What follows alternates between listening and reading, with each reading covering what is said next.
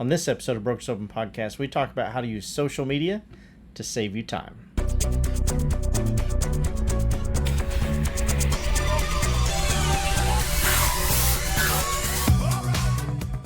Hey guys, welcome to another episode of Brokers Open Podcast. I'm Dr. Ben Spears, the Doctor of Flow. I'm here as usual with the big guy. How's it going, Matt? I'm doing absolutely fantastic. I love it, man. Let's make sure we keep Five it and that a way. five. 5 and 5. This is for Shoshana.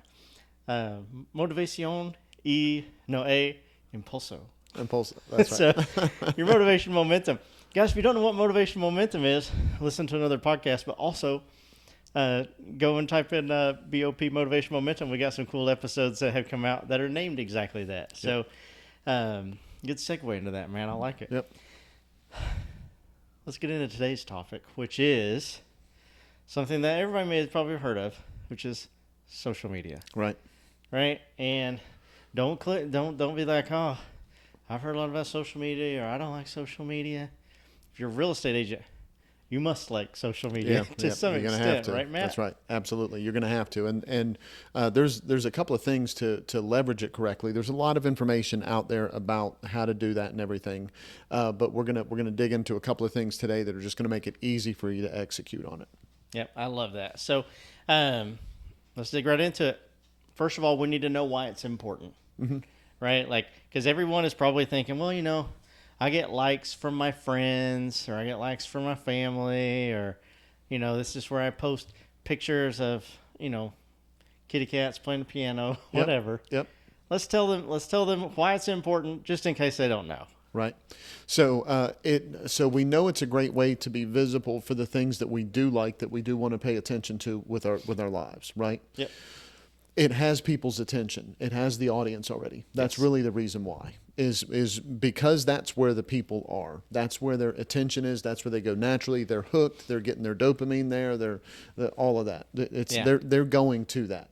And so if you're absent in that, not only does it exclude the opportunity for you to grow your business through leveraging it, but when you do show up on their radar, and you don't have any social media presence, they're wondering why. Yeah. I mean, think about it for just a second. Don't pause the podcast, but just think about it for just a second. What do you think of people that don't have any social media presence? You don't think of them at all. Correct. Or there's something they're trying to be private, or they want to hide something, or there's a reason something has changed and they don't want to do it anymore because something right. There's some other. They're antiquated. Right. There's a lot of different reasons. Yeah. And none of them are really good when it comes to real estate. Yeah. And so what you have to do is you got to kind of brush all that off. You got to get rid of that. And what you have to do is you have to say, I'm going to be there. I'm going to be there for the right reason. If it's just for your business, this is the hard part. If you're just there to help your business, you can't just talk about business. Right. And if you're not there for just business, if you're really there for all the other reasons why people go to social media, you have to filter your business in the right way, right? Yeah. And so we're going to dig in a little bit more into all of that. Yeah, it's kind of like thinking, you made a great point. You're like, that's where the people are. Mm-hmm. Right? Like if you're like the world's best baker and, you make the best chocolate chip cookies on the planet. Yep. Right? Do you want to sell them one at a time at the flea market? Right. And maybe you do. Yeah, and maybe you do, and that's okay. Right. But if you could get them in Target, right, you're probably going to sell more. You're probably going to sell more cookies. Correct. And so it's something a good analogy there, something to think about. Now, you brought this up just a second ago. You're like, are you going there for business? Or are you going there for, personal reasons and that kind of thing? That's a huge question that we get inside of our masterminds all the time. Yep. I would say every time we talk social media, this comes up. Yep. Well, should I put business stuff on my personal page? Yep. Or should I put personal stuff on my business page? Should I even have a business page? Or should I just convert everything in my personal page to just my business?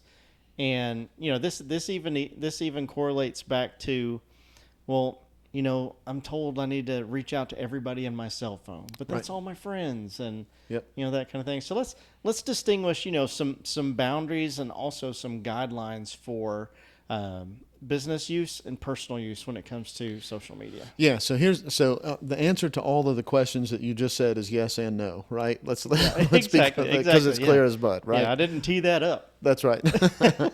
So here's what you need to keep in mind. If you're focusing on social media for just business, so an example of this would be, let's say that you love Facebook, you're really connected on Facebook, but you want to do some business, so you're reaching out and you're going to use another platform, let's say YouTube as an example. It's not a social media platform, but kind of it is. So let's say that what you're going to do is you're going to say, okay, business, I'm going to focus on YouTube, and my personal stuff I'm going to focus on Facebook. I'm going to stay close to that on Facebook. We're going to use that example probably through this as much as we can, okay? Because I think that'll help differentiate with everybody. So here's how I would not how I would, but here's what the experts say that you need to do with that. On your personal page, you still need to post about 20% worth of business content on your personal page. And on your business page, the rule used to be the exact opposite. We used to talk about this a lot, right? Mm-hmm. We used to say that if it was on your business page, you should put about 20% of your personal stuff and about 80% of your business stuff. So what that would mean in the example that I gave just a second ago is your Facebook stuff, you'd put a little bit of real estate on, but you'd really stay just about being you. On the YouTube channel that you have, you would have like 80% about business and 20% about you personally mixed into those those videos and your channel and all that kind of stuff. I think that on the business side, I think it needs to be a little bit more than it used to. Okay, and whether it's YouTube or anywhere else. So I think it's 80-20. Or maybe even a little bit less on the personal side. Okay, so 80% you, 20% business. Yeah, you could go a little bit more, on the personal side on that. I think you'd be okay. But on the business side, I think it needs to be more than that. I think it needs to be probably 60-40. Because there has to be value, entertainment, authenticity. You have to stand out in a way that used to you didn't have to stand out as much because there just wasn't as much content. There's just so much content right now, and it's just growing exponential. Yep. The only thing that you can guarantee that makes you stand out compared to everyone else whenever it comes to social media and all the things that you're doing online is you. That's what makes you stand out the most. Don't try to have some tricky gimmick that's gonna make you better than everybody else. Don't try to all these other things that people try to do all the time. If you want to give that a shot, go get them, Tiger. But it's not going to work the same way as you just being authentically you. If you're authentically you, that makes you stand out compared to everybody else. So put a little bit more of that into your business side of what you do, and I think you're going to see a lot better results on both ends of what you're trying to accomplish with your social media. Does that kind of answer that question? Yeah, I like that a lot. I think we should do an episode just from what you're talking about there on, is YouTube a social media platform? Yeah. Yeah. I think that would be interesting. Put in the comments down below if that's something that you guys, would like, because I was sitting there trying to think the entire time you were saying, that after you'd mentioned that, I'm like, well, there's commenting. And of course now on YouTube you can do posts and that kind of thing. You can share. And so, and we find that most agents are afraid to post on YouTube because they're afraid of video and that kind of thing. Absolutely. But maybe if they look at it a little bit different, like, no, you're trying to connect and interact. Yes, I agree, and yes, we should probably talk about this. I'm not going to go into this really in depth, but here's the main thing that delineates between the two. YouTube is so much for education and entertainment. Oh yeah, 90% of it for sure. Yeah, but social media isn't necessarily for education, right? It's not. It is for entertainment. Yeah. Sometimes. Yeah. Great point. Yeah. It's what's the opposite of making you? I guess making you stupider when you watch a video. Yeah. Educating you on the wrong things. Yeah. Absolutely. Yeah. So I think from a big picture standpoint, we should absolutely do some type of have some kind of conversation about it. It might be better for a mastermind actually, but yeah, that's true. I like that a lot. I think we got to have a good conversation. In some form or fashion with that. So we specifically talked about this platform, right, meaning YouTube. Mm-hmm. And you touched on this just a little bit. I want to steer this in a way of the same way that you said at the beginning. Well, social media is where people are, mm-hmm. right? So that's thinking of your audience, right? When someone's on there and they say, you know what, like, I really want to dive into one platform, right? Maybe I'm not savvy on social media, but I'm going to give this a shot. I'm going to pick a platform, right? We know we can't just say everybody use Facebook, Right. everybody use this, right? Correct. When it comes to like your audience, will you talk about like what's the importance of choosing this platform over that platform and that kind of thing? Yeah. So great question. Here's what I would focus on with that. What is the one that you're most comfortable with that you feel like you can be the most authentic on? That's ultimately the answer. Yeah. Now I'll tell you why and everything, why I think that, and how to approach it and everything. Let's dig into that.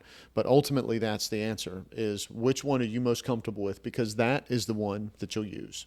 Yeah, it's like CRM. Correct. It's exactly like a CRM.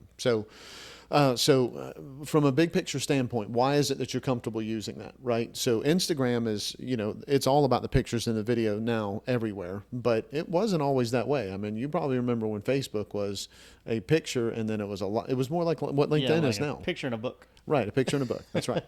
So that that gave way to Instagram, right? Because Instagram was a way of saying things without having to say things, right? Yes. So think about you. Which one do you enjoy the most? That's part of it, and I think that everybody knows that, and everybody's heard that about a million times. This is the part that I don't know that everybody has heard about a million times that falls into that same category of choosing. How do you choose the right one? Which one do you have an easy time coming up with content with? Yeah, that's a good point. Okay, so you might like Instagram and like looking at the pictures and flipping through and the reels and all that kind of stuff, but then you go to create one and it takes you 6 hours to create one. Yeah. Right. And can you go to AI and help out? No, absolutely you can, right? You can. However, if you use AI, it's going to make you better, but that doesn't mean it's going to make you good at it. 100%. So you could go in there and like Instagram and go in there and make Instagram reels and all that other kind of stuff and use AI to do it, and it still is portraying your voice, but you're no good at it, so you don't know it's no good, and so you're posting crap. So what platform do you like that you think is really that gets your attention where you want to be, and then which one do you have the easier time making content for? Here's why I think that. I have an easier time making content for LinkedIn. Yeah. LinkedIn is just super simple for me, right? It just makes sense. It's like I can understand the audience there better. Yeah. But I like looking at Instagram. Yeah. And so Instagram is just it's a little more fun. It's quicker. It's all of that, right? Yeah. And so It's more engaging for sure. Yeah, absolutely. As a platform, not necessarily the content. Correct. Because you can swipe through content fast. Correct. Right? But it's definitely more engaging from a platform standpoint.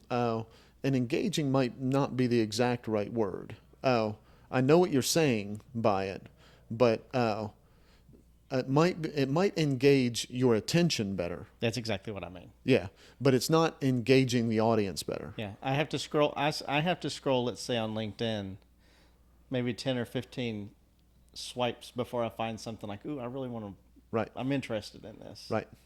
Whereas, on Instagram, it could be every other one, or it could be, everyone. Right. Yeah. Right? So the algorithm just knows me better. Yeah, the algorithm knows you better, and LinkedIn I think does a better job of getting you all of the content that's coming from all of your people. Mm-hmm. Instagram is curating your content. 100%. Okay, so there's a big difference between the two of those, and we won't go down a rabbit hole about all that. Yeah. But let's so let's stick with the part of the important part of this. Which one do you like, and which one are you good at making content for? I would keep both of those things in mind when I was deciding which one I was going to choose that was going to be the one that carried my business message. Yeah, I like that a lot. So you just brought up your business message, right? So that brings me to the last point that I really want to touch on this episode, which is, okay, now making content. Mm-hmm. You also mentioned, maybe you're having AI help you make some content and that kind of thing. Well, we know that the whole premise of our content is two things, especially from a real estate standpoint. Number one, we want to add value. Correct. Right. We want to make sure everybody gets what they want out of what they expect. Yep. And number two, we want it to build trust so that they say, absolutely. Okay, well, I really like that person's content. If I'm going to do a real estate transaction, this is obviously who I would use. Because there's definitely some people out there making content where the content is extremely engaging, and it'll get a lot of shares and laughs and likes and whatever, but it could be like they're doing yoga in the living room, Right. right? What I want to say is that okay? Does that make me want to like use that person as my real Right. estate agent? Yeah. So, talk to me a little bit about value and trust. Yeah. So we've talked about this a lot, and I think we recently did a motivation and momentum on this. Which, by the way, a motivation and momentum is it's a short video, just for the audience to know. It's a short video that takes some of the podcast, some of the mastermind, and curates it into a very specific topic. Yeah. So if you're looking for some specific topics on things that we've put out there, absolutely go subscribe to our motivation and momentum. It's really helpful, and it talks about a really specific topic. And it seems like recently we talked about consideration. Yep. Okay. Yep, And one of our motivation momentums. So what you were just saying about getting the audience's attention or seeing where the audience is and connecting with them, and then building that trust, that really is the awareness and consideration phase. That's really what's happening. And so what you're trying to do with your content is you're trying to drive awareness of who you are, and you're trying to do things that build trust with them. Yeah. That's where bringing the value comes in, all that kind of stuff. Those things are all very interrelated, which is why we talk about them all the time, right? So what you're trying to do, bless you. So what you're trying to do is you're trying to make sure that your content has those elements to it. And so whenever we talk about awareness, talk to that audience. Know who that audience is. And real estate agents say, think this all the time, right? So we used to make a joke of Florida's a really big state, right? It's not the biggest state, but it's big. Yeah. Just because you have a Florida real estate license and you work in Tallahassee doesn't mean you're going to be showing properties over the weekend in Miami. Right. Okay. For those of y'all don't know, that's 9 hours, right? Yeah, that's one all. way. It's a skinny state, but it's very long. Yep, absolutely. and so what we're talking about is know your audience and who you're trying to connect with. Stop trying to be anything to everyone. Yeah. Okay. Now, I'm not saying narrow your audience so much so that you eliminate people that you might have wanted to do business with. Do a little bit of homework. Do a little bit of research. Engage the world's best research assistant. Mm-hmm. Leverage the leverage. Go to AI. Figure out who the hell your audience is. Yeah. Once you have that, then try to talk to that person, that avatar, that whoever that personifies that for you. Try to talk to that person about whatever the topic is.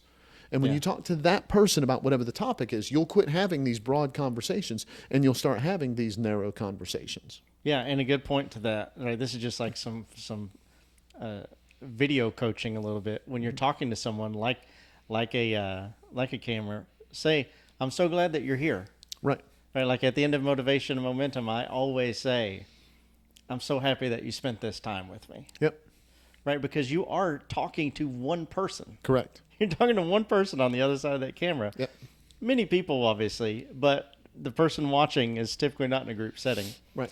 And so, don't start everything with, "Hey, you all, hey, Hey, y'all, YouTube. Hey, YouTube," that kind of thing. Because immediately, even if it's subconscious, it's like, okay, well, this person isn't talking to me. Right. Yeah.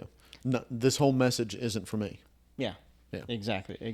So And then having that audience figured out and speaking to that avatar brings you to that trust part. That trust part is that you're talking about the message that is important to them. 100%. That because you know who they are, you have a better idea of what's going on with them, and it just makes it easier for you to be able to speak directly to them. Yep. I love that. Well, Matt, anything else? I'm going to put a little bow on it. No, I don't think so. I think that's good. Awesome. Well, I appreciate you being here with us. Yeah. And don't forget that Brokers Open Podcast, powered by Prime Real Estate Coaching, is not just about opening the door to more opportunities. It's about closing more transactions.